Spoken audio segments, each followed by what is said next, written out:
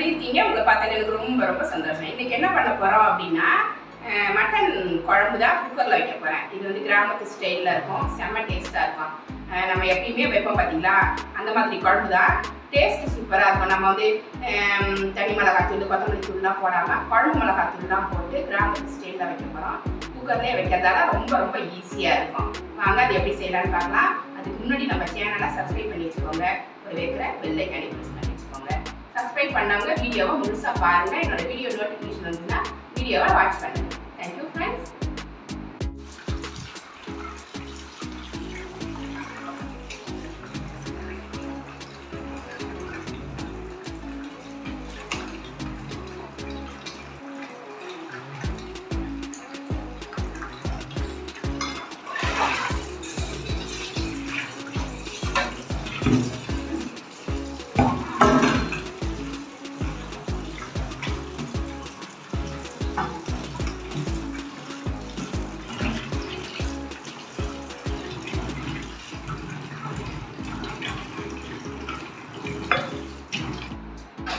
Cooker on பண்ணிட்டு தேவையான அளவு எண்ணெய்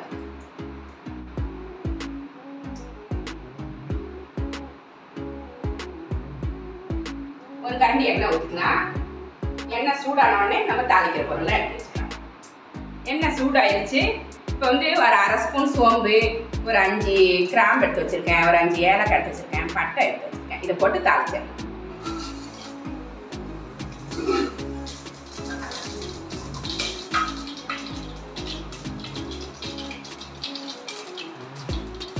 வெங்காயம் கட் பண்ணி வச்சுருக்கேன், சின்ன வெங்காயம். இது போட்டு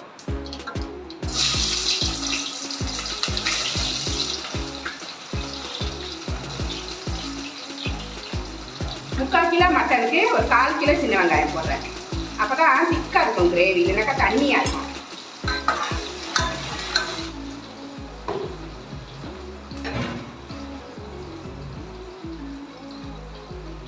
கருவேப்பிலை போட்டுக்கலாம்.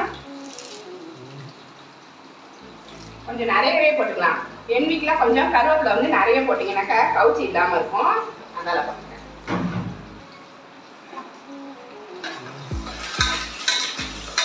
மூணு பச்சை மிளகாய் கூடவே போட்டுக்கிறேன். போட்டு இதையும் சேர்த்து நல்லா வதக்கி 4 தக்காளி கட் பண்ணி வச்சுருக்கேன். இதை அப்படியே சேர்த்து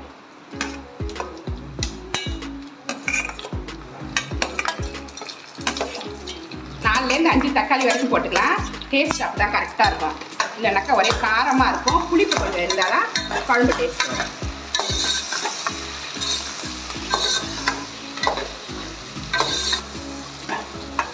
தக்காளி நல்லா வதங்கிடுச்சு. இஞ்சி பூண்டு பேஸ்ட்டு சேர்த்துக்கலாம்.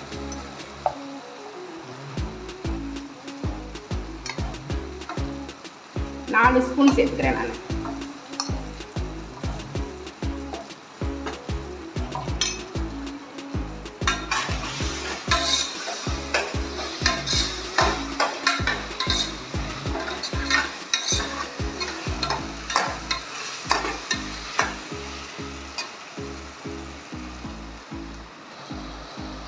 இப்போ மட்டன் எடுத்து போட்டுருவோம்.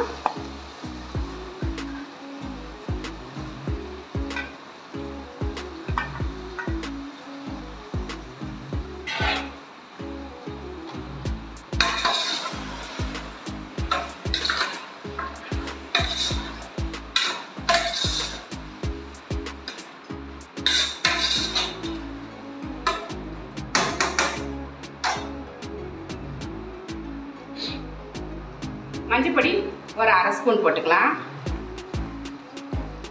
இது குழம்பு மிளகாத்தூள் நம்ம வீட்டில் அரைச்சது. இதை தான் போட போகிறேன் நான் இன்றைக்கி. இதை காரத்துக்கு ஏற்ற மாதிரி போட்டுக்கிறேன். ஒரு 3லேருந்து 4 ஸ்பூன் வரைக்கும் போடலாம். நம்ம 3 ஸ்பூன் கரெக்டாக போட்டிருக்கேன்.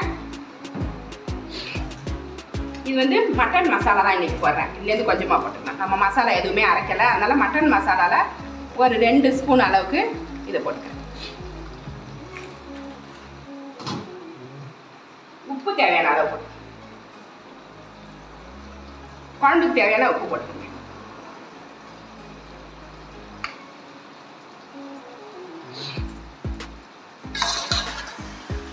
மஞ்சத்தூள், மிளகாத்தூள், மட்டன் மசாலா, உப்பு போட்டாச்சு.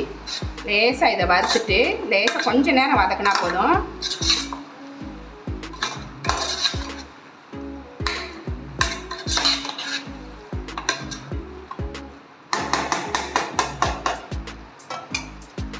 உருளைக்கிழங்கு ஒரு 4 உருளைக்கிழங்கு கட் பண்ணி வச்சுருக்கேன். உருளைக்கிழங்கு பிடிக்குன்றவங்க போட்டுக்கோங்க, இல்லைன்னா வேண்டாம். உருளைக்கிழங்கு வந்து மட்டன் கூட போடும்போது குழம்பு வந்து ரொம்ப டேஸ்ட்டாக இருக்கும், இல்லைனாக்கா திகட்டுற மாதிரி இருக்கும். அதனால் மட்டன் கூட கொஞ்சம் உருளைக்கிழங்கு போட்டிங்கன்னா குழம்பு வந்து திகட்டாது.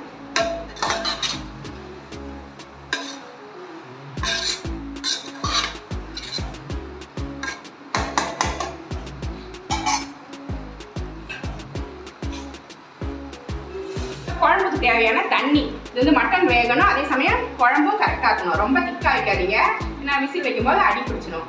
நல்லா கொஞ்சமாக வச்சுக்கணும்.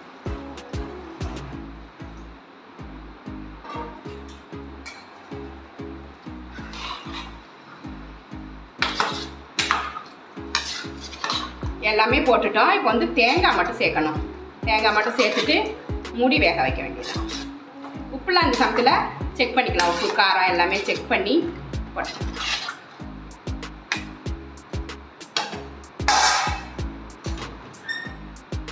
தேங்காய் அரைச்சி வச்சுருக்கேன், 1/4 மூடி தேங்காய்.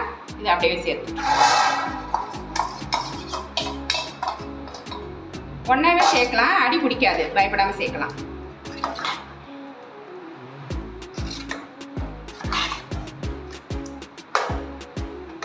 சமயத்தில் செக் பண்ணிட்டீங்கன்னா, உப்பு காரம் எல்லாமே செக் பண்ணிட்டீங்கன்னா பச்சைலெண்ணெய் இந்த சமயத்திலே போட்டுடலாம். அப்போ நல்லா உப்பு காரத்தோட மட்டன் வந்து நல்லாயிருக்கும். எனக்கு கரெக்டாக இருக்குது இது. அதனால் அப்படியே நான் குக்கரை மூடிடுறேன். குக்கரை மூடிட்டு ஒரு 5 விசில் வச்சு எடுத்தால் கரெக்டாக இருக்கும்.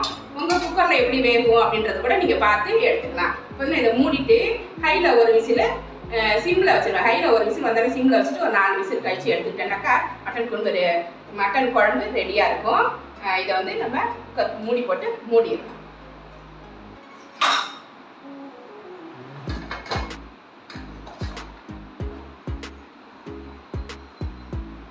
இது ஒரு 5 விசில் வரட்டும். சூப்பராக ரெடி ஆகிடும், ஈஸியாக இருக்கும். தேங்காய் வந்து முன்னாடியே போட்டுருங்க, இறக்கிட்டு திரும்ப ஒரு தடவை தேங்காய் போட்டு கொதிக்க வைக்கணுன்ற அவசியமே கிடையாது. இதுலேயே எல்லாமே வெந்து போயிடும். கரெக்டான விசில் வைக்கணும். எக்ஸ்ட்ரா விசில் வச்சுட்டிங்கனாக்கா அடி பிடிச்சிடும். இது பார்த்து எடுத்துக்கணும்.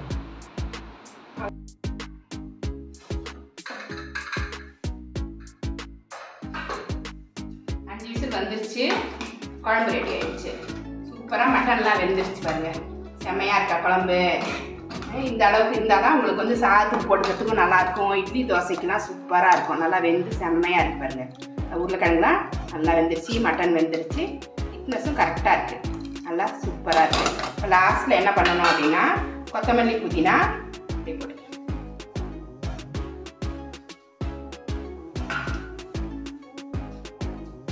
போட்டு கிளறிட்டு எடுத்துக்க வேண்டியதான்.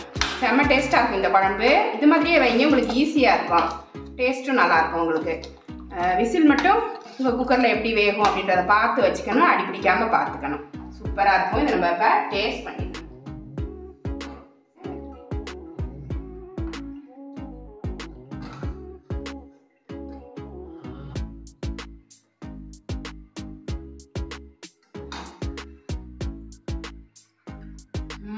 சூப்பர் டேஸ்ட்டாக இருக்குது.